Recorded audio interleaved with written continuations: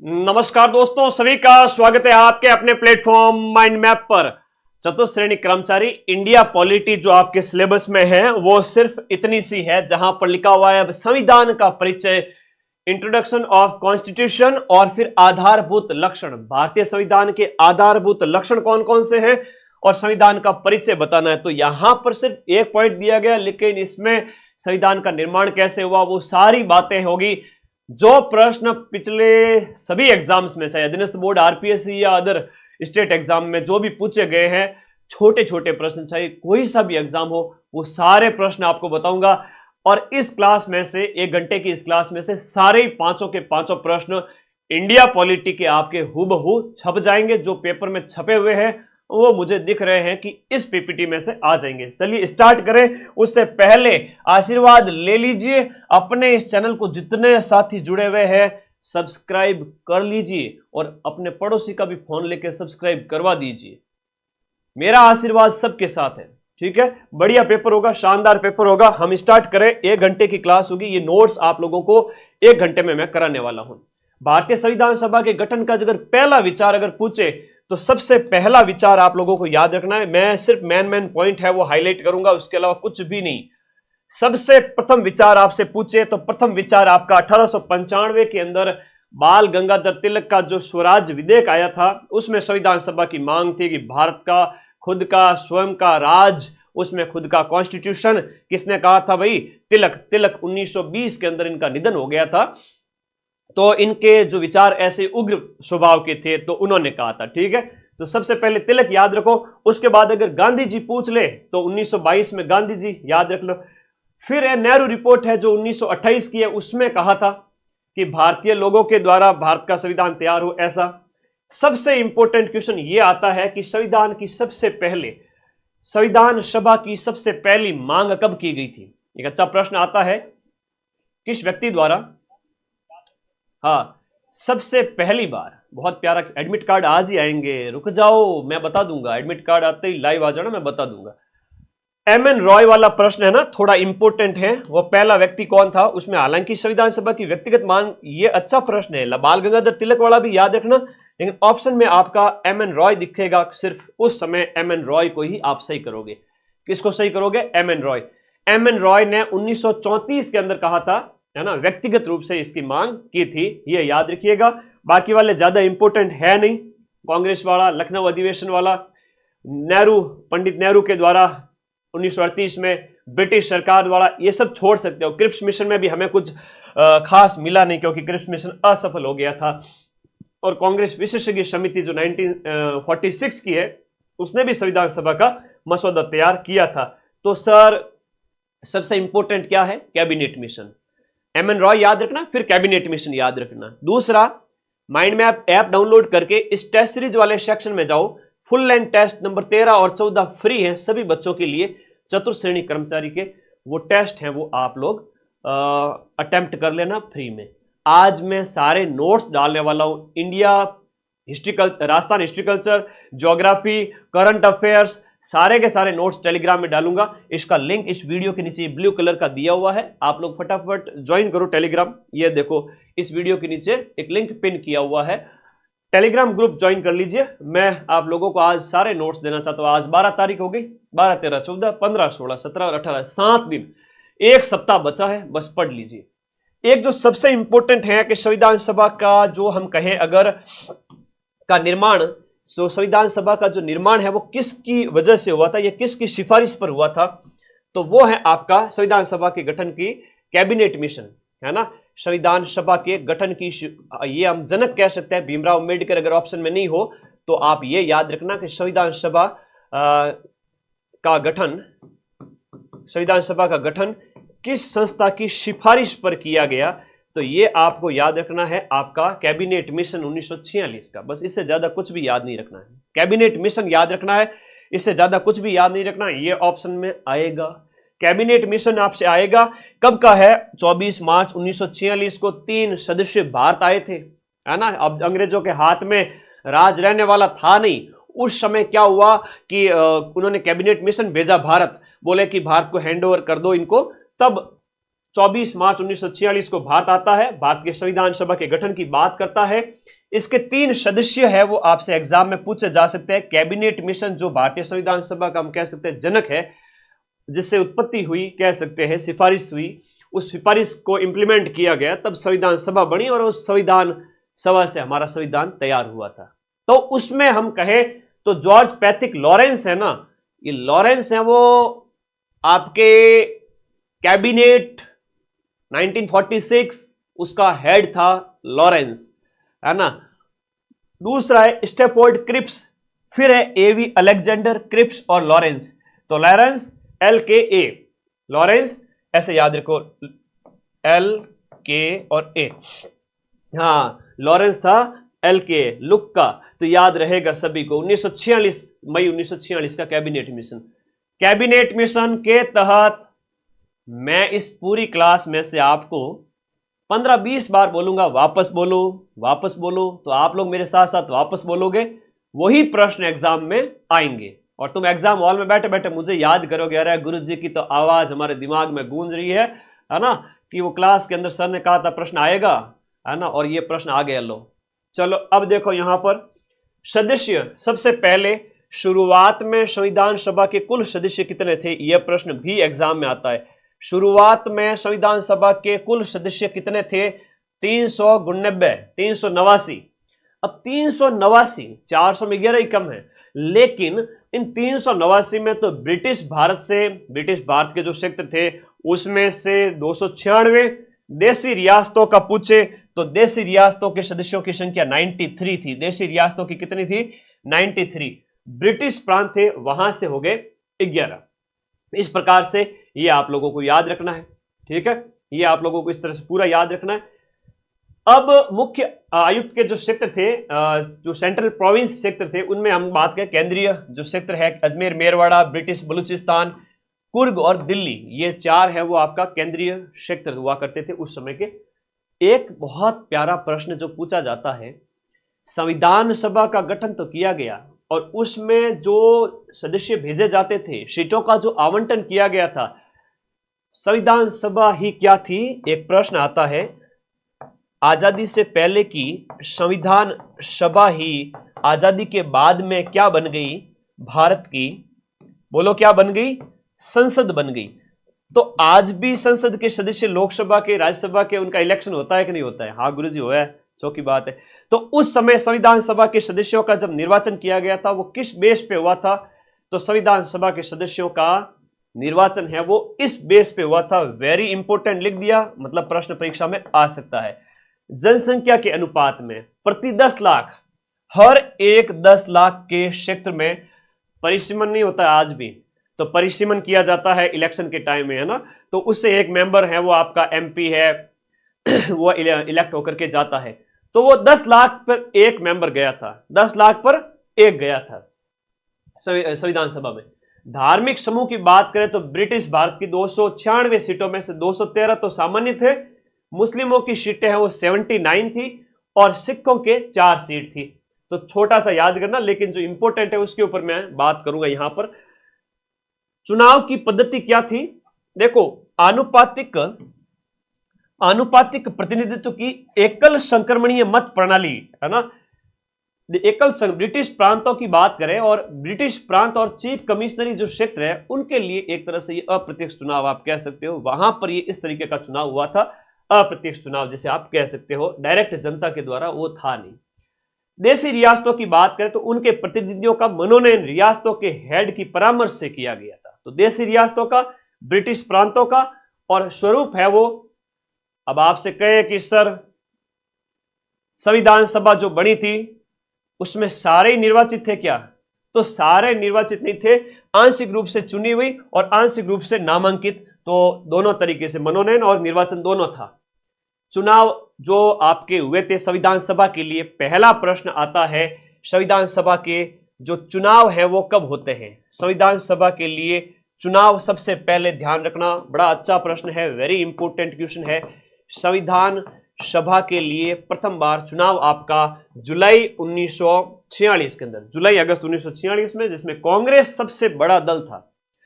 कांग्रेस को 208 सीटें मिली है, मुस्लिम लीग को 73 और छोटे दलों को 15 सीटें मिली थी। और आजादी के बाद भी आजादी के बाद भी कांग्रेस सबसे बड़ा दल था और पंडित जवाहरलाल नेहरू है वो प्रधानमंत्री बनते हैं।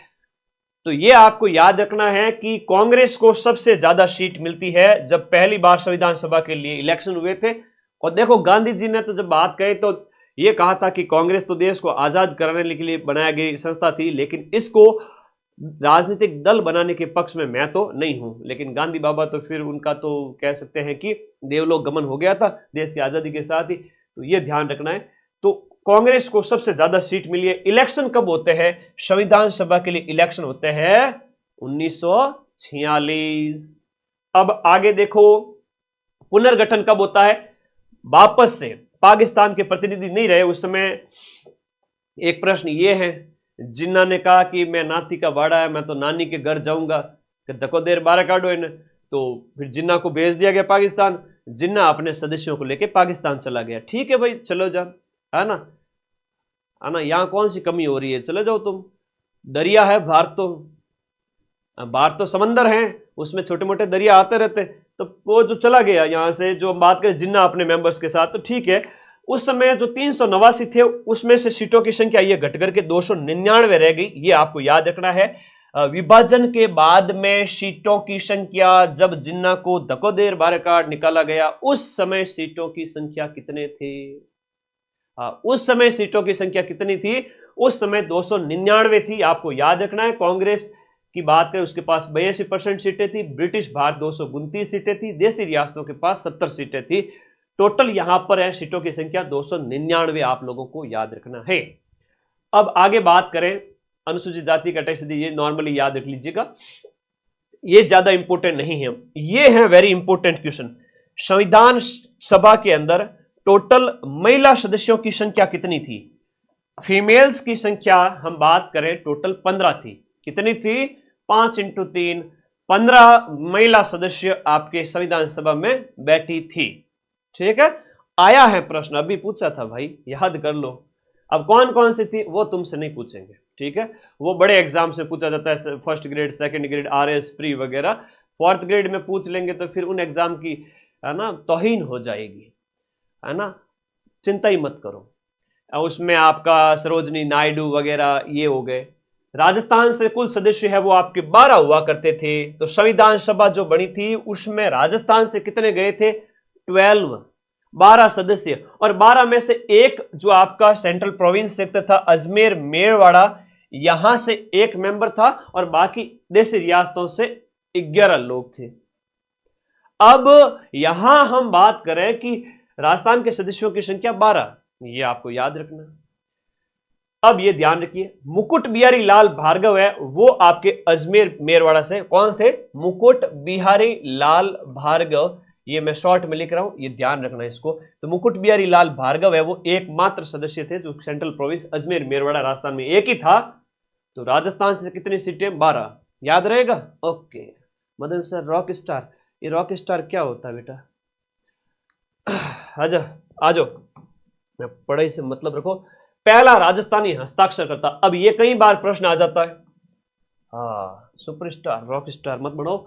पहला राजस्थानी जिसने हस्ताक्षर किया था वो बलवंत सिंह मेहता थे उदयपुर के। उद्देश्य प्रस्ताव आपके पेपर में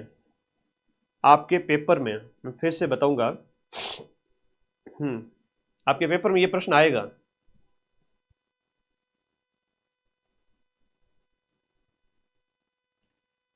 आपके पेपर में ये वाला प्रश्न आएगा। कौन सा वाला आएगा? ये पूछा जाएगा आपसे कि उद्देश्य प्रस्ताव किसने प्रस्तुत किया और कब प्रस्तुत किया गया और इस उद्देश्य प्रस्ताव को बाद में क्या कहा गया। ध्यान रखना, उद्देश्य प्रस्ताव को पंडित जवाहरलाल नेहरू ने प्रस्तुत किया था। नेहरू जी ने प्रस्तुत किया था 13 दिसंबर 1946 को, जिसे 22 जनवरी 1947 को अपनाया गया, स्वीकृत किया गया। और संविधान की प्रस्तावना बाद में ये क्या बन गया था? भारतीय संविधान की प्रियम्बल बन गया था, प्रस्तावना बन गया।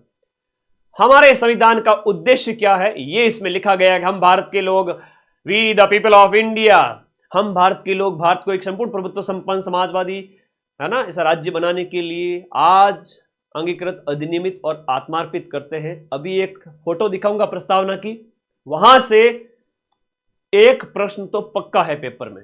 तो ये उद्देश्य प्रस्ताव याद रखना 13 दिसंबर को लाया गया था संविधान की 30वीं बैठक के अंदर, और 22 जनवरी को स्वीकार किया गया। 46 में लाया गया, 47 में अगले महीने स्वीकार किया गया। एनजी रंगा है वो अल्पसंख्यक राष्ट्र की व्याख्या, अल्पसंख्यक राष्ट्र की व्याख्या आर्थिक आधार पर बल देते हैं। छोड़ो इसको। अगला जो प्रश्न मोस्ट इंपोर्टेंट आपके पेपर में छप चुका है, मैं बताता हूं, लिखिएगा मेरे प्यारे भाई बहनों कि संविधान सभा की पहली बैठक कब होती है। संविधान सभा की पहली बैठक 9 दिसंबर 1946 को होती है, वर्तमान संसद भवन के अंदर। हालांकि अब तो संसद भवन नया बन गया। तो हम यहां पर बात करें तो वो 207 सदस्य उस समय उपस्थित थे।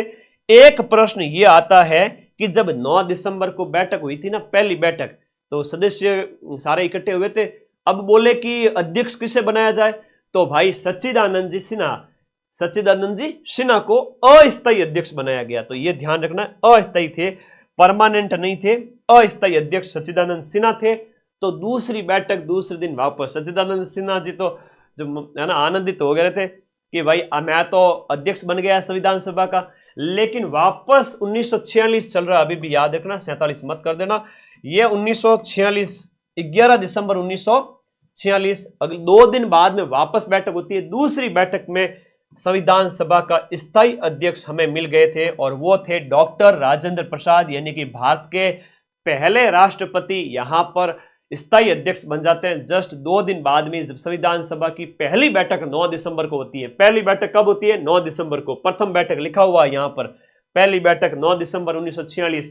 तो 9 दिसंबर 1946 को पहली बैठक, सच्चिदानंद सिन्हा अस्थायी अध्यक्ष, और बाद में स्थायी अध्यक्ष राजेंद्र प्रसाद जी। अब संविधान सभा की 8 बड़ी समितियां थी। यहां से भी एक प्रश्न बनता है, संविधान सभा की 8 बड़ी समितियां थी, सबने मिलकर के काम किया है ना, खूब काम किया है। अच्छा प्रश्न है। 8 समितियों में जब भी आपको संघ मिले राज्यों के लिए समिति, इन सभी के जो हेड है ना, नेहरू जी करना है। संघ शक्ति, संघीय संविधान समिति और प्रांत राज्यों के लिए समिति, तो राज्यों के लिए ये आपके नेहरू जी हो जाएंगे, राज्यों के लिए भी नेहरू जी हो जाएंगे। लेकिन प्रांत की जहां कहीं भी बात हो, वहां पर प्रांत से पटेल, कस्तूरी देवी, ये सब तो आता है। तो बेटा बता, संविधान सभा में कितने वाचन हुए थे? हाँ, पहला वाचन कब हुआ था? बेटा सरल प्रश्न देख करके तुम लोग है ना फूल मत जाना, तुम लोग खूब फलो लेकिन फूलो कभी नहीं। पेपर सरल आएगा लेकिन 30-40 प्रश्न सोचने पड़ेंगे आप लोगों को। वहां अगर गलती कर दी ना, देख लेना, कान पकड़ के सबको कान के अंदर छोटा सा कंकर डाल के यूं कान है ना, गुरुजी जो करते थे बचपन में, वैसे करूंगा।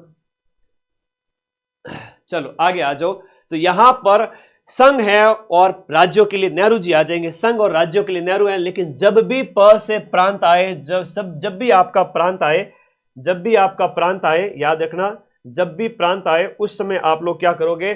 प्रांत से पटेल करोगे, पी से पटेल, पी से प्रांत करोगे, और मौलिक अधिकार और अल्पसंख्यकों की जहां कहीं भी बात है वहां पर भी आपके कौन से हो जाएंगे? सरदार वल्लभ भाई पटेल। ये हो गई 5 समितियां, तो क्लियर है। प्रारूप समिति तो समझ लो तुम्हारे पेपर में छप गया। अब वो कौन सी देवी थी जो भी बच्ची कमेंट करी थी, बालिका थी, एक महिला थी, आई डोंट नो। सभी तैयारी कर रहे हैं, छोटे से लेकर 18 साल से लेकर के 40-45 साल तक सब तैयारी कर रहे हैं। आधे मेरे से छोटे हैं, आधे मेरे से बड़े हैं। तो मेरे सभी दोस्तों, अब बताओ यहां पर प्रारूप समिति का गठन कब किया गया था? जो कह रहे थे ना सरल है सर, पेपर तो घनी सरल है, तो सरल वालों को रिस्क है, सरल वालों को थोड़ी सी रिस्क है। तो बताओ प्रारूप समिति का गठन कब हुआ था? ये बहुत इंपॉर्टेंट है, वेरी इंपॉर्टेंट। तो प्रारूप समिति के अध्यक्ष भीमराव जी अंबेडकर थे। प्रश्न एग्जाम में आएगा। प्रारूप के अंबेडकर जी हैं। मौलिक अधिकार अल्पसंख्यक और प से प्रांत के पटेल हैं। राज्य और संघ वाले के नेहरू जी हैं। प्रक्रिया समिति, प्रक्रिया के पटेल मत कर देना, प्रक्रिया के राजेंद्र हैं और संचालन के भी राजेंद्र जी हैं। प्रक्रिया का संचालन करो, प्रक्रिया का क्या करो? संचालन करो, प्रक्रिया का संचालन करो, प्रक्रिया का संचालन करो। यह प्रश्न पटवारी के पेपर में पूछा था। कौन सा वाला सर? ए वाला प्रश्न, ये वाला प्रश्न पटवारी के पेपर में पूछा गया था। अधीनस्थ बोर्ड है, वही अधीनस्थ बोर्ड जो तुम्हारा अभी 4th ग्रेड का पेपर पूछा जा रहा है। तो पटवारी पेपर में यह प्रश्न पूछा जा चुका है कि संचालन समिति के हेड कौन थे? हाँ, 7 सदस्य थे 29 अगस्त 1947 को। Very good. तो ये तो मैंने आपको को बार बार बताता हूं, 29 अगस्त 1947, और इसमें 7 सदस्य थे, बाद में 2 सदस्य चेंज हो गए थे, याद रखना, ठीक है, स्वास्थ्य कारणों की वजह से। संचालन और प्रक्रिया के कौन? राजेंद्र जी। प्रांत के और मूल अधिकार के अल्पसंख्यकों के कौन? पटेल जी। राज्य और संघ वाले के हेड कौन? नेहरू जी। 8 समितियां याद होगी, बैठे बैठे याद। इसलिए तो कहते हैं कि टीचर जब बोलते हैं ना, उसको याद, उससे याद होता है। किताबें पोथी पढ़ पढ़ जग मुआ, सिलेक्शन भयानक हो। वीडियो कोर्स पढ़ लो, तुरंत सिलेक्शन हो। ऑडियो वीडियो माध्यम से, दृश्य श्रव्य माध्यम से जब पढ़ते हो, सब दिमाग में छप जाता है। प्रारूप समिति 29 अगस्त 1947, 7 सदस्य थे, याद रख लेना। अभी जो बताया उसमें गोपाल स्वामी अय्यर, कृष्ण स्वामी अय्यर, के.एम. मुंशी, म से मोहम्मद हिदायतुल्लाह, फिर माधवराव बी.एल. मित्तल कृष्णमाचार्य की जगह आए, उनकी मृत्यु पर मनोनीत होते हैं। और फिर कृष्णमाचार्य है वो खेतान की मृत्यु पर आते हैं, तो माधवराव और कृष्णमाचार्य आते हैं। टोटल 7 सदस्य आप लोगों को याद रखना है, बहुत इंपॉर्टेंट है। अब यहां पर संविधान की हम प्रस्तुति की बात करते हैं, वेरी इंपॉर्टेंट, मोस्ट वेरी। गुरु जी ना, इंडिया रामबाण अभी आने वाली 10 दिन में, थोड़ा माफी चाहता हूं, अभी 4th ग्रेड पर बात करेंगे, आने वाली है ना। आप थानेदार पेपर की अगर कोई तैयारी कर रहे हैं तो आने वाली किताब। प्रस्तुति है वो संविधान को राजपत्र में कब प्रकाशित किया गया था? देखो, हम बात करें 21 फरवरी 1948 को गजट में प्रकाशित होती है। हम बात करें जो है प्रस्तुति होती है, हमारे संविधान जो तैयार हो रहा था उनके संबंध में, नवंबर 1948 को संविधान सभा में इसे प्रस्तुत किया गया। प्रारूप जो तैयार किया गया था उसका बार बार वाचन किया जाता है। जो वाचन है वो आपका 3 बार किया गया। हर प्रावधान वाद विवाद के बाद ही पास किया गया। एक प्रावधान बिना वाद विवाद के हुआ था, वो सार्वभौमिक मताधिकार है, उस पर कोई वाद नहीं हुआ था। तो ये आपके प्रारूप समिति के बारे में था। अनुच्छेद ज्यादा नहीं पूछेंगे, जो पूछेंगे वो मैं बता दूंगा। संविधान का अंगीकरण, ये आपके 4th ग्रेड की 6 पारियों में से 4 पारी में पेपर में छप चुका है, याद रखिएगा। और मेरी जीवा पर मां सरस्वती का विराजमान है, और 4 पारी में आ गया तो फिर ये मत समझना कि मेरी अधीनस्थ बोर्ड के साथ कुछ है। मेरे अधीनस्थ बोर्ड के साथ अगर कोई सेटिंग है तो वो सब मेहनत की सेटिंग है, सारी मेहनत की, ठीक है। हो जाता है कई बार कह देते तो संविधान अंगीकरण है वो आपका कब? देखो, अंगीकरण करना, अपनाना एक ही बात है। अंगीकरण करना, अधिनियमित करना, आत्मार्पित करना, या इसे एक शब्द कहते हैं संविधान को अपनाया कब गया था? तो संविधान को जो अपनाया गया था आज 26 नवंबर 1949, ऐसा प्रस्तावना में लिखा हुआ है। 26 नवंबर 1949, कहाँ 46 में संविधान सभा बनी थी। 11 दिसंबर को पहली बैठक होती है, 9 दिसंबर 1946 को पहली बैठक, और 26 नवंबर को अपनाया गया। खूब टाइम लगा भाई, और फिर 26 जनवरी 1950 को लागू कर दिया गया। तो ये चीजें ध्यान रखनी, ये अपनाया गया था। लेकिन संविधान दिवस आप सभी को पता ही है, और इसकी थीम है हमारा संविधान हमारा स्वाभिमान। ये अभी पूछा गया है पटवारी के पेपर में, क्या है थीम? संविधान जो है, संविधान दिवस 2024 की थीम क्या है बताओ? ये प्रश्न भी एग्जाम में अभी पूछा गया था पटवारी के अंदर। संविधान दिवस, हमारा संविधान हमारा गौरव, संविधान दिवस 2024 26 नवंबर को मनाया गया। इसकी थीम है वो आपसे पूछी गई थी पटवारी की पेपर में, हमारा संविधान हमारा गौरव, हमारा संविधान हमारा स्वाभिमान, संविधान हमारा संविधान हमारा स्वाभिमान, हमारा स्वाभिमान। ये क्या है कि मुझे याद आ जाते, वो क्वेश्चन मैं आपको लिखा देता क्योंकि अभी ये थीम पूछी गई थी। तो 2015 से 26 नवंबर को हर साल किस रूप में मनाया जाता है? हाँ, 26 नवंबर 2015 से संविधान दिवस के रूप में। तो 15 से आप गिन लो, 16, 17, 18, 19, 20, 21, 22, 23, 24, तो 9 संविधान दिवस अभी तक हम मना चुके हैं। 9 संविधान दिवस मना चुके। तो 9वें संविधान दिवस की थीम ये थी, हमारा संविधान हमारा स्वाभिमान, क्योंकि सर से थे, थोड़ा मैच करके देखो। अंबेडकर जी को महात्मा गांधी की सलाह पर है वो केंद्रीय विधि मंत्री बनाया गया था। अधिनियमित करना आपको याद रहेगा। प्रारूप तैयार करने में 3 वर्ष का समय लगा। लागू करने की तिथि, भारत का संविधान है वो आपके पूर्णतः हम बात करें तो पूरी तरह से तो आपका 26 जनवरी 1950 को लागू होता है, लेकिन कई सारे प्रावधान ऐसे थे तो 26 नवंबर 1949 को जब हम बात करें कि संविधान को अधिनियमित कर दिया गया, आत्मार्पित किया गया, उस समय कई सारे प्रावधान है वो लगभग 10 से 15 के बीच में लागू कर दिए गए थे। तो ज्यादा टेंशन नहीं लेंगे। पूरी तरह से तो 26 जनवरी को ये अंतर आना चाहिए, है ना, संविधान अंतर आना चाहिए भाई, कई सारी चीजें हैं। अब एक प्रश्न बड़ा अच्छा पूछा जाता है, बार बार पूछा जाता है, मैं देख रहा हूं पीछे के पेपर्स के अंदर, इंपॉर्टेंट है कि जो हमारा जो राष्ट्रीय तिरंगा है, इस तिरंगे को 22 जुलाई 1947 को, 15 अगस्त से कुछ दिन पहले, 24 जनवरी 1950 को जब राष्ट्रगीत और राष्ट्रगान स्वीकार किए गए थे, इस दिन अंतिम बैठक हुई थी। अच्छे अच्छे प्रश्न है जो एग्जाम में सीधे सीधे आएंगे, है ना। क्या करण कह रहा है कि 6 पारी में 90% मिला दोगे, मैं 90% से ज्यादा मिलाऊंगा। 90% तक तो प्रश्न कठिन से पेपर होता है ना आरपीएससी का, उसमें मिलाता हूं। सेकंड ग्रेड हो गया, आरएस प्री हो गया, आपके पेपर में तो बस 2-4 क्वेश्चन का मैं नहीं कहूंगा, बाकी सारे ही मिला दूंगा, 120 में से 115 तक भी।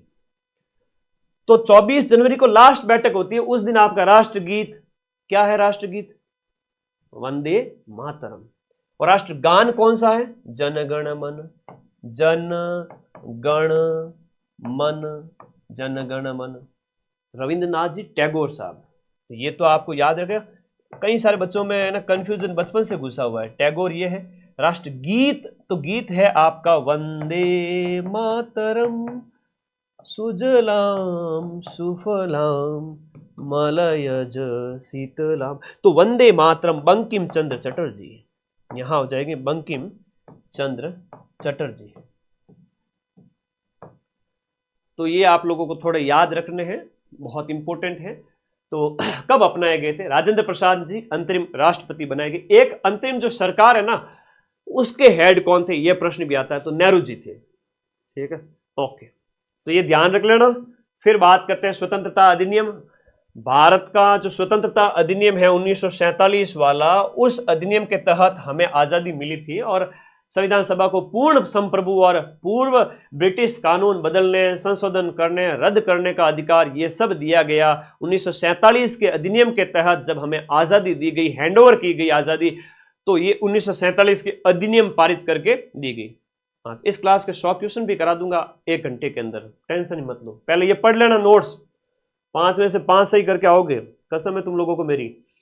संविधान सभा है वो आपका संविधान निर्माण प्लस अंतरिम संसद के रूप में काम किया था उसने, बाद में संसद बन गई थी। अध्यक्षता संविधान सभा की राजेंद्र प्रसाद जी ने की थी। अंतरिम संसद है वो अध्यक्ष जीवी मावलंकर थे। और ये परीक्षा में प्रश्न भी आता है कि अपने प्रथम लोकसभा स्पीकर भी थे, प्रथम लोक सभा के अध्यक्ष पूछे आपसे, तो ये याद रखना, जीवी मावलंकर लोकसभा के पहले अध्यक्ष थे।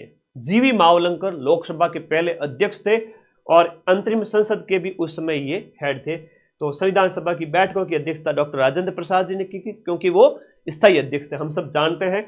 और संविधान सभा ही बाद में संसद बन गई थी। अंतरिम संसद की बात करें तो ये आपके 17 नवंबर 1947 से लेकर के 52 तक अंतरिम संसद चली थी।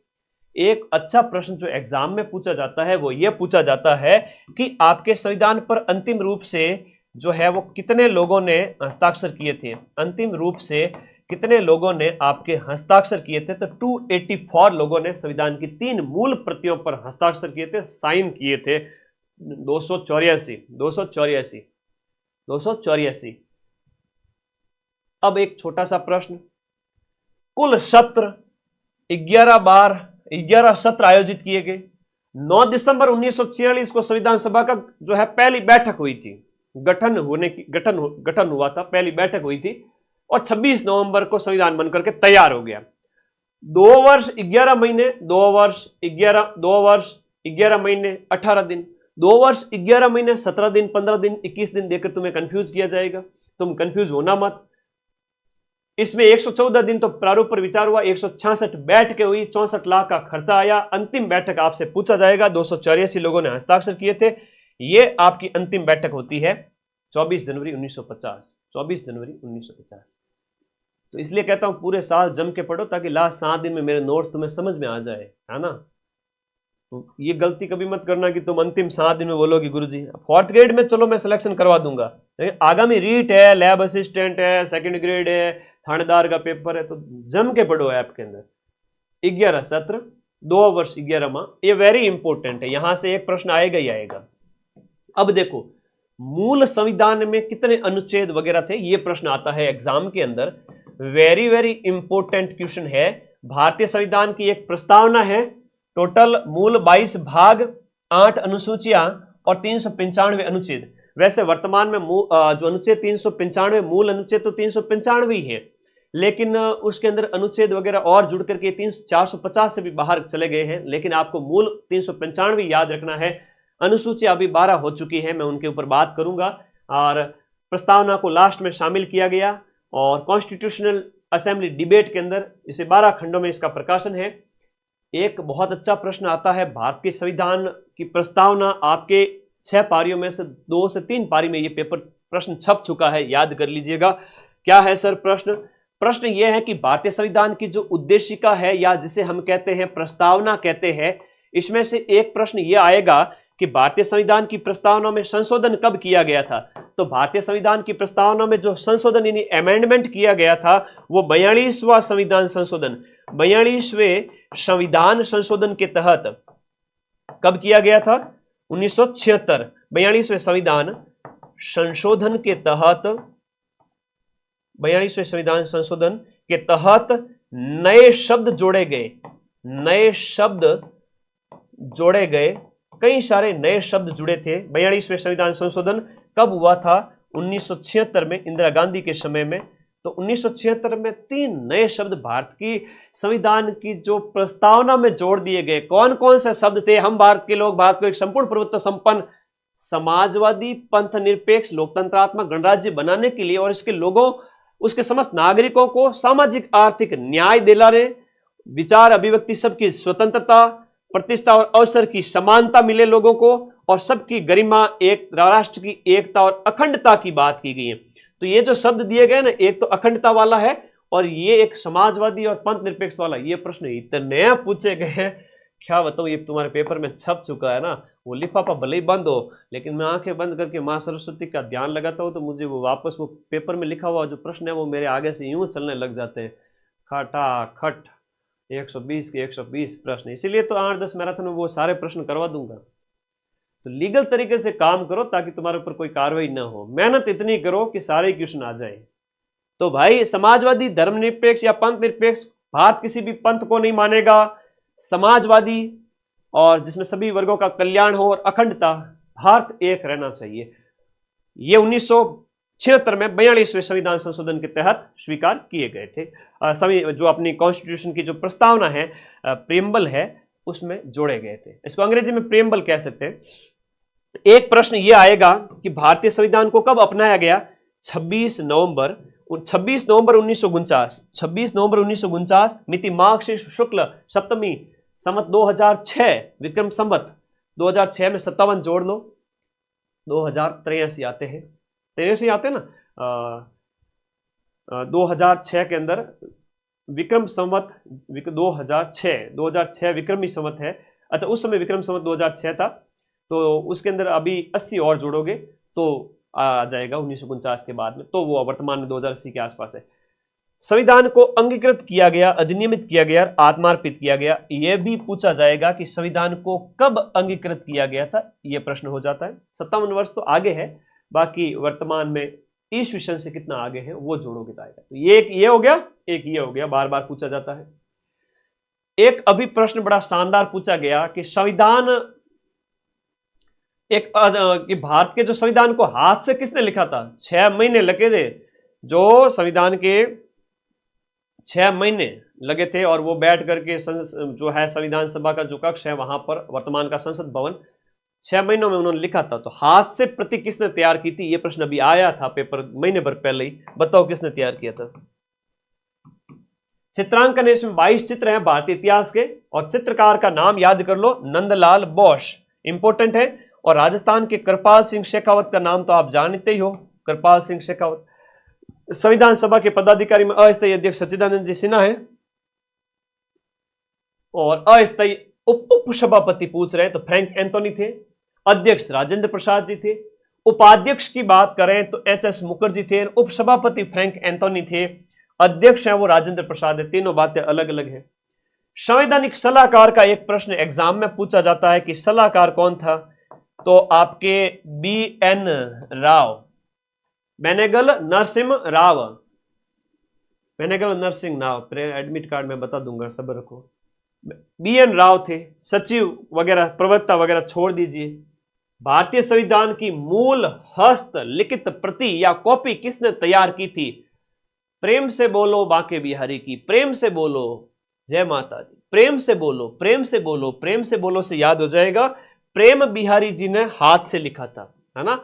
हाथ ऊपर उठा के बोलो, प्रेम से हाथ ऊपर उठा के बोलो, प्रेम बिहारी। तो प्रेम बिहारी नारायण रायजादा, भले 1-1 लाख की कोचिंग करके भी आ गए हो ना, उन बच्चों को भी ये क्वेश्चन पता नहीं है, ठीक है। ये मत समझना कि 4th ग्रेड समझ करके यूं, है ना, फ्लावर मत समझना है, फायर है ये। यूं मत समझना कि यूं हर कोई कर लेगा।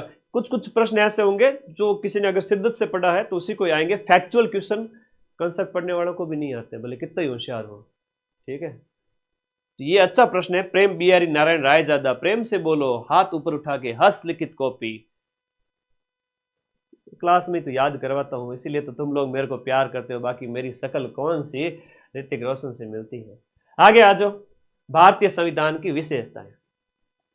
मेरे प्यारे दोस्तों, अभी तक हमने भारतीय संविधान को देखा, अभी भी भारतीय संविधान की कई सारी बातें मुझे आपको बतानी है। एग्जाम में क्वेश्चन बाहर नहीं जाने देंगे। सिलेबस का जो सेकंड टॉपिक है आपका, वह यह है कि भारतीय संविधान की प्रमुख विशेषताएं क्या क्या है। मैं फटाफट बताऊंगा भारतीय संविधान की प्रमुख विशेषताएं क्या क्या है। भारतीय संविधान की विशेषताएं, ध्यान दीजिएगा कि विश्व का सबसे बड़ा और लिखित संविधान है। इतना बड़ा संविधान किसी ने तैयार नहीं किया जितना हमारे यहाँ। सर इतने बड़े संविधान की क्या खासियत है? अरे भाई 395 तो मूल अनुच्छेद है, उसमें मूल 22 भाग और 12 अनुसूचियां। वर्तमान में हम बात करें 22 भाग है, 12 अनुसूचियां है और 5 परिशिष्ट वगैरह। तो इस तरह से अब संपूर्ण प्रभुत्व संपन्न है ना। आंतरिक मामलों में हम क्या है, सर्वोच्च है, इसलिए हम क्या है, संपूर्ण प्रभुत्व संपन्न है। लोकतंत्रात्मक गणराज्य है, जहां पर है वो आपका राष्ट्रपति है, वो गणतंत्र का हेड होता है, तो ये आपके बताया गया है। फिर हमारा संविधान है वो पंथ निरपेक्ष है, धर्म की मूल अधिकार में स्वतंत्रता दी गई है और प्रस्तावना में भी कहा गया है कि भारत एक पंथ निरपेक्ष राष्ट्र होगा। ये प्रस्तावना में भी कहा है। और मूल अधिकार जो आपके अनुच्छेद 25 में जो कहा गया है कि धर्म को मानने की स्वतंत्रता, 25, 26, 27, 28, 29, 30 अभी उनकी बात करेंगे। 25, 26, 27, 28 ये 4 है। ओके। संसदीय प्रणाली है हमारे देश, हम बात करें हमारे यहाँ पर संसदीय प्रणाली, जहाँ कार्यपालिका है वो व्यवस्थापिका के प्रति उत्तरदायी होती है, रेस्पॉन्सिबल होती है कार्यपालिका व्यवस्थापिका के प्रति। तो ये भी प्रश्न आता है। हमारे यहाँ पर एकात्मकता का भाव भी है और संघात्मकता का भाव है। केंद्र राज्य के अधिकार स्पष्ट है। आपातकाल में केंद्र एकरी नागरिकता, ये एकात्मकता की बात है। एकरी नागरिकता, आपातकाल में केंद्र का कंट्रोल और अखिल भारतीय सेवाएं, जैसे IAS IPS होते हैं तो कहीं भी लग सकते हैं ऑल ओवर इंडिया के अंदर, तो एक उसकी बात हो रही है, ठीक है। और एकात्मक भाव के साथ संघ का भाव भी है। संघ का मतलब जितने राज्य भी है, केंद्र भी है, सब मिलके काम करेंगे, तो आपके यूनियन का भाव भी है। और एकात्मकता जैसे अमेरिका में है कुछ कुछ भाव, वो भी है यहाँ पर। तो संघ और एकात्मक दोनों मिले जुले स्वभाव के हैं हमारे यहाँ पर शासन व्यवस्था।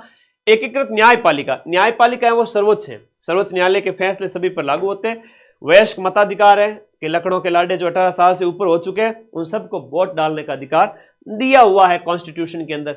हमारे संविधान के भाग 18 में आपातकालीन प्रावधान है, जहां पर अनुच्छेद जो आपके हैं 352, फिर आपके अनुच्छेद 356 राष्ट्रपति शासन और वित्तीय आपातकाल जो है आपका 360, ये राज्यों के अंदर लगाया जाता है।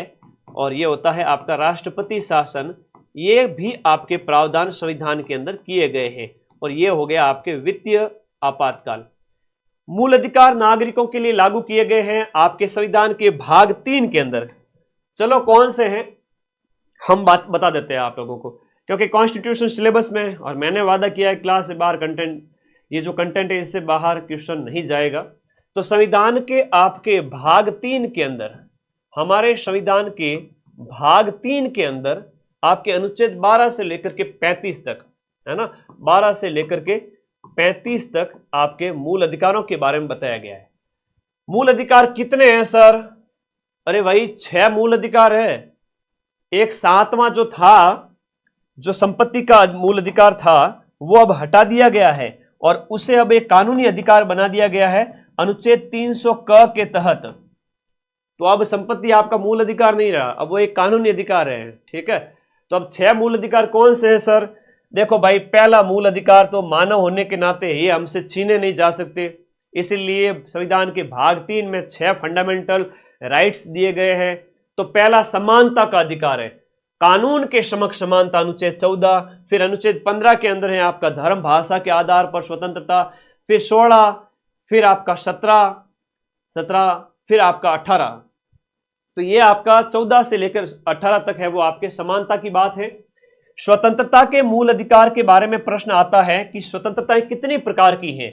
तो अनुच्छेद 19 के अंदर 6 प्रकार की स्वतंत्रताएं हैं। कितनी प्रकार की? 6 प्रकार की स्वतंत्रताएं यहां पर आपसे शामिल की गई है। घूमने फिरने, बोलने की आजादी, लेकिन कुछ भी बोलने की आजादी नहीं है। यूं नहीं कि भारत को ही गाड़ी निकालनी स्टार्ट कर दो, ना ही जूते पड़ेंगे, फिर वो आपको ले जा करके जेल में बंद किया जा सकता है, देशद्रोह का मुकदमा भी चलाया जा सकता है।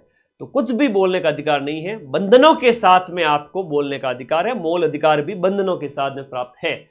अनुच्छेद 21 इसमें ही आता है। अनुच्छेद जो 21 है, अभी पटवारी के पेपर में भी पूछा गया था, अनुच्छेद जो 21 है वो क्या है सर? देखो, अनुच्छेद 21 में जीवन का अधिकार है। जीवन का अधिकार है, जीने का अधिकार है। आपके जीवन पर किसी प्रकार का संकट नहीं आ सकता, उसके लिए आप कोर्ट जा सकते हो। अगर किसी भी तरह का, अगर वायु प्रदूषण भी है अगर आपके ऊपर, है ना, तो वो कई इस तरह की चीजें, आपके जीवन को खतरा है, कई सारी चीजें हैं, वो अनुच्छेद 21 के अंदर आ जाती है।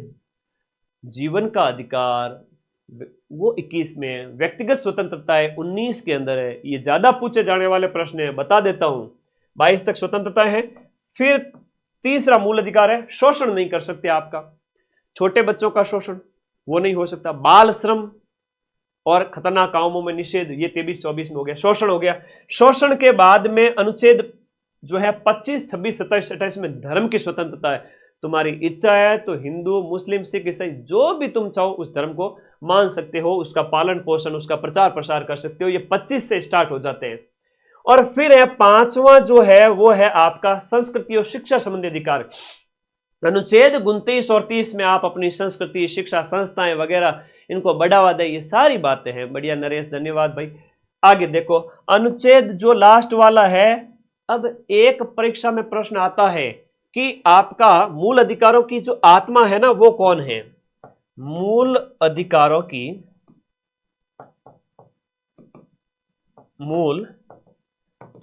की आत्मा, तुम्हारी बॉडी में से तुम्हारी आत्मा निकाल दी जाए तो क्या रह जाए? गुरुजी, खाली शरीर एक वस्त्र है और आत्मा हमारी बॉडी से अगर निकल गई तो शरीर तो एक वस्तु की तरह नीचे गिर के पड़ जाएगा। आज मदन सर जो तुम्हारे सामने बोल रहे हैं, हाव भाव कर रहे हैं, जितनी उम्र लिखी हुई है तब तक बोल रहे हैं, हाव भाव है, और जिस दिन आत्मा निकल गई उस दिन यूट्यूब पे वीडियो रह जाएंगे। हाँ, भगवान थारी हमारी सबरी उम्र है वो घनी लंबी करे है। चलो आगे बात करो। तो मेरे प्यारे साथियों, जब तक आत्मा है तब तक सब कुछ है, वरना कुछ भी नहीं है। तो जब तक मूल अधिकारों के अंदर ये संवैधानिक उपचारों का अधिकार है तब तक सब कुछ है, उसके बाद में तो डेड बॉडी है। हाँ, संवैधानिक उपचारों, जो संवैधानिक अधिकार है, संवैधानिक उपचारों का अधिकार है, वो अनुच्छेद 32 के तहत मूल अधिकारों की आत्मा माना गया है। लेकिन संविधान की आत्मा किसे कहते हैं ये भी लिख लेता हूं, नोट करके, यहां लिख लूं, नोट करके लिखो, संविधान की आत्मा ये किसे कहा गया? कोई बताएगा मुझे? अब वो कौन था जो अभी कह रहा था पेपर तो सर सरल ही हुए है ना? पेपर तो सरल ही आवे सर, पेपर सरल आता है मुझे भी पता है, लेकिन वहाँ एग्जाम हॉल में प्रेशर को हैंडल करना और सही उत्तर देना वो एक अच्छे विद्यार्थी की निशानी है। और दुखेशवनु द्विग्न मन सुखेशु विगत स्पृह वितराग भय क्रोध स्थित धीर मुनि रोचते। सुख और दुख, प्रेशर और नॉर्मल सिचुएशन में जो स्थिर बुद्धि वाला है वही सक्सेसफुल माना जाता है, वही जो स्थिर बुद्धि वाला है वो हमेशा विजेता बनता है। तो ये प्रस्तावना को कहा गया है, ये कहा गया है, अंबेडकर ने कहा था प्रस्तावना को। किसको कहा था? तो तुम लोग कैसा दिमाग रखोगे, जैसा गीता में कहा गया है वैसा। ये किसने कहा था? अंबेडकर ने, डॉक्टर भीमराव अंबेडकर जी ने कहा था। हाँ, तो मूल अधिकार 6 हो गए, और ये 6वां है वो आप इसके तहत आप सुप्रीम कोर्ट भी जा सकते हो, इसके तहत आप हाई कोर्ट भी जा सकते हो। 5 प्रकार की रिटें जारी की जाती है, याद हो जाएगा। तो हम कह रहे थे कि हमारे नागरिकों के लिए मूल अधिकार है वो कितने प्रकार के हैं? 6 प्रकार के मूल अधिकार हो जाते हैं, फंडामेंटल राइट्स। नीति निर्देशक तत्व जो प्रश्न आता है संविधान के भाग 4 के अनुच्छेद, संविधान के भाग 4 के अनुच्छेद की बात करें, अनुच्छेद 36 से लेकर के 51 तक है। अब इसमें अनुच्छेद जो 40 है ना वो ग्राम पंचायतों से संबंधित है, अनुच्छेद 51 है तो वो आपका अंतर्राष्ट्रीय संबंधों से संबंधित हो जाता है। ऐसे याद करना। नीति निर्देशक तत्व तो इंपॉर्टेंट है, एग्जाम में पूछे जाएंगे। मौलिक कर्तव्य एग्जाम में पूछे जाएंगे। नागरिकों के लिए संविधान के भाग इसी 4 के अंदर 4 क जोड़ा गया, और इसी भाग 4 क के तहत एक अनुच्छेद जोड़ा गया, और वो अनुच्छेद है वो आपका कौन सा हो जाता है? अनुच्छेद हो जाता है 51 क।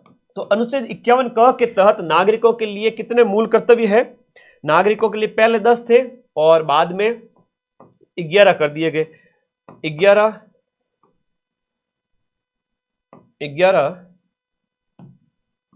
मूल कर्तव्य। एक बात ध्यान देना कि 11 जो मूल कर्तव्य हैं जो एग्जाम में पूछे जाते हैं, ये आपके भारतीय संविधान के भाग 4 क में कब जोड़े गए थे मैं इसकी बात करूंगा। ये मूल कर्तव्य है सरदार स्वर्ण सिंह समिति की सिफारिश पर। लिखो इसको, आया है प्रश्न। सरदार स्वर्ण सिंह समिति की सिफारिश पर, और सरदार स्वर्ण सिंह समिति की सिफारिश पर 1976 के अंदर, 1976 वही 42वां कॉन्स्टिट्यूशनल अमेंडमेंट, उसके तहत इन्हें जोड़ा गया था। पहले तो ये 8 का कह रहे थे, लेकिन बाद में 10 जोड़े गए, और फिर बाद में जो 11वां जोड़ा गया ना, 11वां मूल कर्तव्य जोड़ा गया 86वें संविधान संशोधन अधिनियम के तहत। 86वां संविधान, ये प्रश्न आया है परीक्षा में, 86वां संविधान संशोधन अधिनियम। और 86वां संविधान संशोधन अधिनियम कब लाया गया? अरे 2002 के अंदर, 2002 में। इसमें क्या कहा है सर? इसमें यह है कि हम माता पिता यदि संरक्षक हैं तो 6 से 14 वर्ष के बच्चों के लिए, 6 से 14 वर्ष के जो टिंगर है ना, उनको यहां पर शिक्षा दिलाओ। राइट टू एजुकेशन की अगर हम बात करें, मेरा पर्सनली बच्चों से बहुत जुड़ाव है। जहां मैंने एजुकेशन ली, आज भी जब भी 15 अगस्त या 26 जनवरी होती है तो मैं जा नहीं पाता हूँ, पिताजी को भेज देता हूँ, भाई को भेज देता हूँ। बच्चों के लिए विस्तार है, अच्छे अच्छे गिफ्ट्स है, उनके लिए जो ट्रॉफी वगैरह होती है ना, उस टाइप से सांस्कृतिक गतिविधियों में मेरी इच्छा बहुत होती है मैं उनसे मिल के आऊँ, बात करूँ, तो है ना। आवाज़ आ रही? तो ये बच्चों के लिए है, संविधान में भी सोचा गया है। ठीक है, तो बच्चे तो मन के सच्चे होते हैं, बच्चे तो मन के सच्चे होते हैं। आवाज़ सही आ रही है बेटा? ओके। तो ये प्रश्न कई बार एग्जाम में पूछा जाता है आपका। 1 है, 2, 3, 4, 5, 6, 7, 8, 9, 10 और 11वां। ABCD से भी याद रखोगे तो भी याद हो जाएगा। मौलिक कर्तव्य 51 क के तहत है 86वां संविधान संशोधन अधिनियम 2002, पेपर में छप गया है, समझ लो। आर्टिकल 21A भी है, बहुत बढ़िया। संविधान का अनुच्छेद 21A में भी है आपका, ये वाला देखने को मिल जाएगा, जो आपका 11वां वाला जो है ना, जो शिक्षा के अधिकार की बात कही गई है, शिक्षा के। ये प्रश्न बार बार आते हैं, तो अनुच्छेद 21A में भी आता है और मौलिक कर्तव्य में भी है, ये बातें आप लोग, समान नागरिक संहिता 44 में है, बिल्कुल सही है। अंतर्राष्ट्रीय संबंध है वो आपके 51 के अंदर है। बताओ पर्यावरण संरक्षण के संबंध में प्रावधान किस में, बताओ पर्यावरण के बारे में किस नीति निर्देशक तत्व में बताया गया है? 3-4 ही है, वेरी इंपॉर्टेंट है। हाँ, तो ये सरदार स्वर्ण सिंह समिति की सिफारिश पर 1976 के अंदर 42वें संविधान संशोधन के तहत मौलिक कर्तव्य जोड़े गए थे, जो मूल रूप से तो 10 थे, और बाद में जो है आपका जो 11वां जो मौलिक कर्तव्य जोड़ा गया वो 2002 में 86वें संविधान संशोधन अधिनियम के तहत जोड़ा गया था।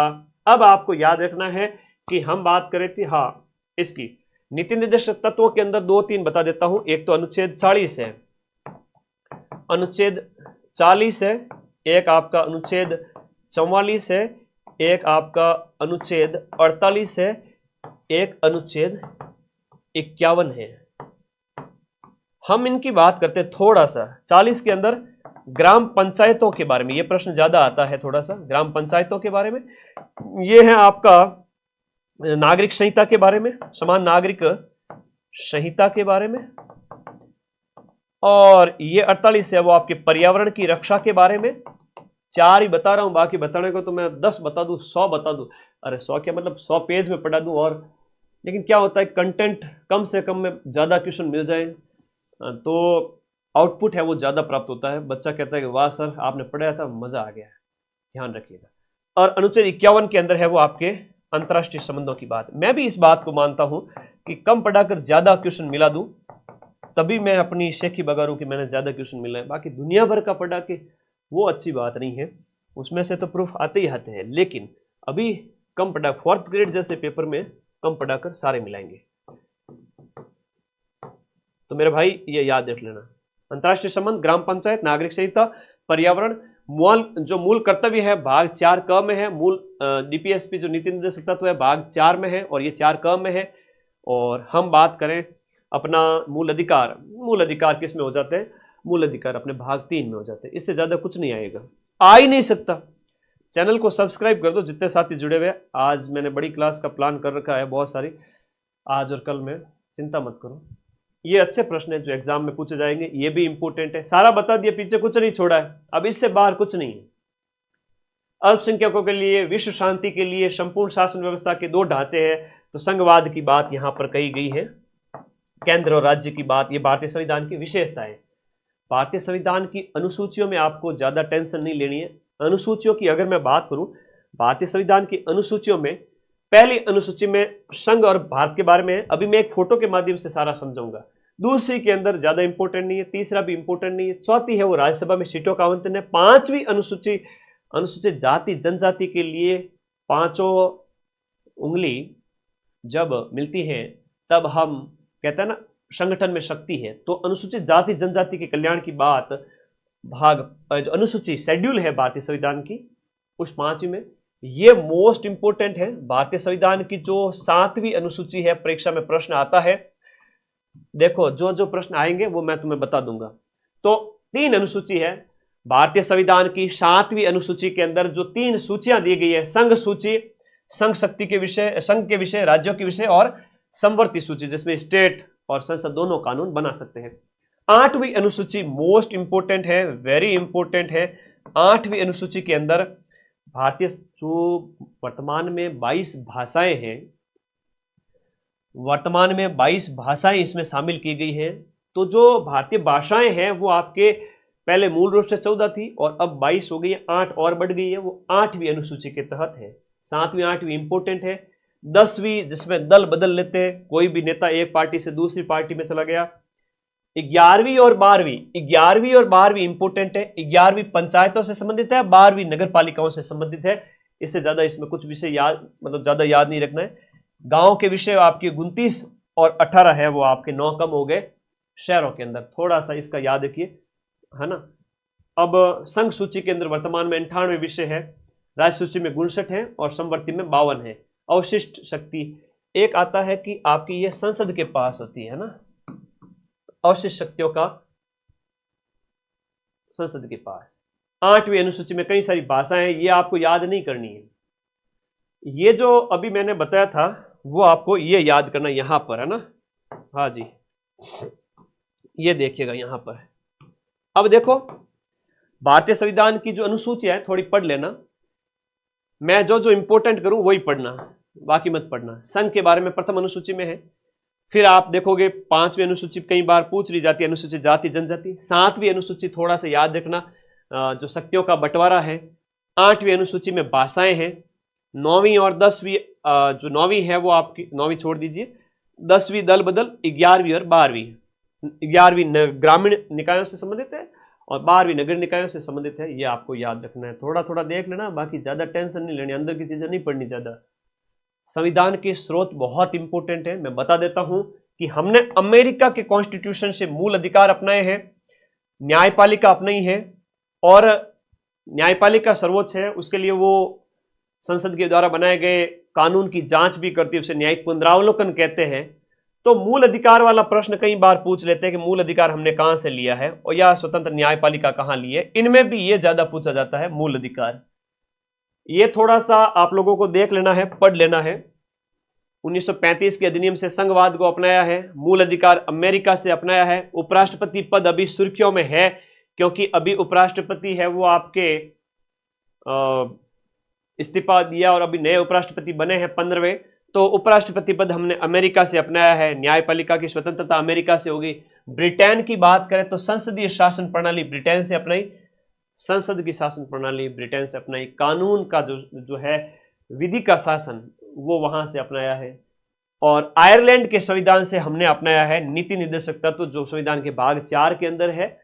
और कनाडा के संविधान से संघीय व्यवस्था की बात करते हैं, कनाडा से संघ की बात करना। और उसके बाद आपातकाल की बात करना तो आपके जर्मनी। फ्रांस की बात करें तो गणतंत्र, और प्रस्तावना के अंदर हम स्वतंत्रता, समानता और भाईचारे की बात करते हैं, ये हो गया। ऑस्ट्रेलिया के संविधान से प्रश्न एक ये आता है कि समवर्ती सूची हमने कहां से अपनाई, ऑस्ट्रेलिया के संविधान से अपनाई। रूस जो यूएसएसआर था पहले का, सोवियत संघ था, वहां से हमने मूल कर्तव्य अपनाए। तो मौलिक कर्तव्य कहां से अपनाए? सीपी राधाकृष्णन तो अभी 2 दिन पहले बने हैं 15वें उपराष्ट्रपति, ये नहीं पूछा जाएगा। जगदीप धनखड़ ने इस्तीफा दिया, ये पूछा जाएगा, ठीक है। जगदीप धनखड़ है वो 14वें उपराष्ट्रपति थे और झुंझुनू जिले के किठाना गांव से बिलोंग करते हैं। दक्षिण अफ्रीका से हमने कॉन्स्टिट्यूशनल अमेंडमेंट, जो आपके संविधान के अनुच्छेद 368 के तहत संविधान संशोधन की प्रक्रिया अफ्रीका से अपनी। और जापान की बात करें तो विधि के शासन की बात करते हैं। अब ये बाकी वाले तुम्हें पढ़ना नहीं है, जो मैंने बताया वही सेम है, ठीक है। ये सब सेम है जो मैंने बताया था। इसमें यही मूल अधिकार, नीति निर्देशक तत्व वगैरह ये ज्यादा पूछे जाते हैं। संविधान संशोधन की बात करें तो 368 के तहत किया जाता है। और इसमें जो अभी लेटेस्ट का है, एक 42वां का थोड़ा इंपॉर्टेंट है, याद कर लेना। प्रस्तावना में संशोधन, नीति निर्देशक तत्व और मौलिक कर्तव्य में कुछ सारे कई सारे जोड़े गए थे। 44वां 78 का है। 106वां संविधान संशोधन अधिनियम लेटेस्ट है, महिलाओं के लिए 1/3 आरक्षण से संबंधित है, याद रख लेना। और फिर ये 100 के पार वाले भी करा देता हूं थोड़े से। 100वां है वो भारत बांग्लादेश सीमा से संबंधित था। 101वां है वो जीएसटी से संबंधित था। और 106वां है वो महिलाओं के लिए 1/3 आरक्षण लोकसभा, राज्य विधानसभा में। अनुच्छेद नहीं याद करना, नहीं याद करना, ठीक है। ओके, आगे आ जाओ। खत्म, टाटा बाय बाय। आज की क्लास में इतना ही था। वापस से बता देता हूं कि संविधान का अगर आपसे भाग पूछ लेवे, भाग 1 में तो संघ के बारे में है, भाग 2 में नागरिकता के बारे में है, भाग 2 में नागरिकता के बारे में है, हाँ, भाग 2 में नागरिकता के बारे में है। और उसके बाद में भाग 3 में मूल अधिकार है, जो अनुच्छेद 12 से 35 है। भाग 4 में नीति निर्देशक तत्व है, जो अनुच्छेद 36 से 51 तक है। और भाग 4(1) में है, जो अनुच्छेद 51(1) के अंदर है, वो आपके मौलिक कर्तव्य हैं। फिर आपके संघ आ जाता है, कार्यपालिका, संसद, राष्ट्रपति, 52 से लेकर 151 तक। और फिर भाग 6 है, उसमें स्टेट आ जाते हैं। तो अनुच्छेद 152 से 237 तक स्टेट की जो है आपकी राज्यपाल, उच्च न्यायालय, कार्यपालिका सब चलती है। लेकिन सेंट्रल की बात करें तो 52 से लेकर 151 टोटल 100 अनुच्छेद यहाँ हो जाते हैं। और यहाँ लगभग 80-90 अनुच्छेद इसमें हो जाते हैं।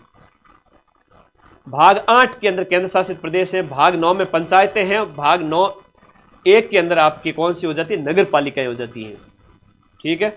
भाग 10 में अनुसूचित जाति, छोड़िए, ये बाकी ज़्यादा इम्पोर्टेंट है नहीं, ठीक है। आपातकालीन प्रावधान यहाँ पर हो गया, ठीक है। 10, 11, 12, 13, 14, 15, 16, 15 के अंदर यहाँ पर चुनाव हो गया, 16 के अंदर आपातकालीन प्रावधान हो गया, 15, 16, 17, 18 के अंदर, भाग 18 के अंदर। तो ये अनुच्छेद का एक शॉर्ट ढांचा है। ये अनुच्छेद जो 20 संविधान का जो भाग 20 है उसमें संविधान संशोधन दिया गया है। पूरा संविधान ये है, ये पूरा संविधान है। ये पूरे एकदम बढ़िया, एकदम शानदार जो है क्लास हुई अपनी अच्छी। मुझे इस बात की खुशी है, 1 घंटे की। धन्यवाद, tata bye bye. PDF Telegram group में दे रहा हूँ, बाकी बातों से कुछ होना जाना है नहीं।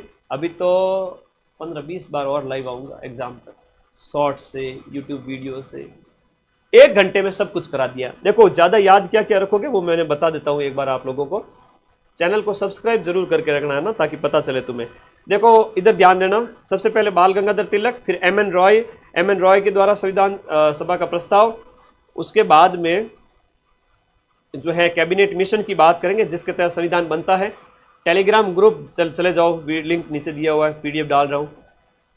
कैबिनेट मिशन के सदस्यों के बारे में याद रख लेना। चुनाव कैसे होता है, 10 लाख की जनसंख्या पर होता है, और आज़ादी के बाद में 299 सदस्य रह गए थे, ठीक है। उद्देश्य प्रस्ताव नेहरू का याद रखना, पहली बैठक याद रखना, अस्थायी अध्यक्ष याद रखना, 8 बड़ी समितियों के हेड के नाम याद रखना।